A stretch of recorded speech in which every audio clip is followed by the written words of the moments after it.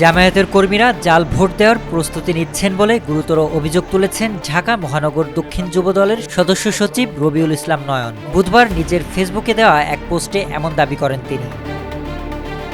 নয়ন জানান, নির্বাচন সামনে রেখে ষড়যন্ত্রের আভাস পেয়ে তিনি অনুসন্ধান শুরু করেন। অতি নির্ভরযোগ্য সূত্রের বরাতে তিনি দাবি করেন, জামায়াত ইতোমধ্যেই জাল ভোট দেওয়ার জন্য ব্যাপক প্রস্তুতি সম্পন্ন করেছে। সেই সাথে অভিযোগ করেন, দলটি নির্বাচন কমিশনের মুদ্রিত ব্যালট পেপারের আদলে নিজেদের প্রেসে হুবহু ব্যালট ছাপিয়েছে। এসব ব্যালটে প্রার্থীর নাম, প্রতীক, এমনকি সিরিয়াল নম্বরও নকল করা হয়েছে। তার দাবি, এসব জাল ব্যালট পেপার ইতোমধ্যে দেশের বিভিন্ন স্থানে পৌঁছে দেয়া হচ্ছে।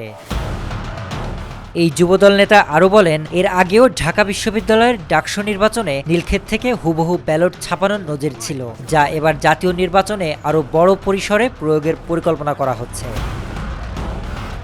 নয়নের অভিযোগ, জামায়াতের নারী ও পুরুষ কর্মীরা আগে থেকেই ব্যালট পেপারে সিল মেরে রাখবে। এছাড়া বলেন, নির্বাচনের দিন বিকেলে জামায়াতের ক্যাডাররা ভোটকেন্দ্রে বিশৃঙ্খলা ও মব পরিস্থিতি তৈরি করবে, যাতে সাধারণ ভোটাররা ভয়ে ভোট দিতে না পারেন। তবে এ বিষয়ে এখনও নির্বাচন কমিশন বা জামায়াতের পক্ষ থেকে কোনো প্রতিক্রিয়া পাওয়া যায়নি। শরীফ রাহাত, দেশকাল নিউজ।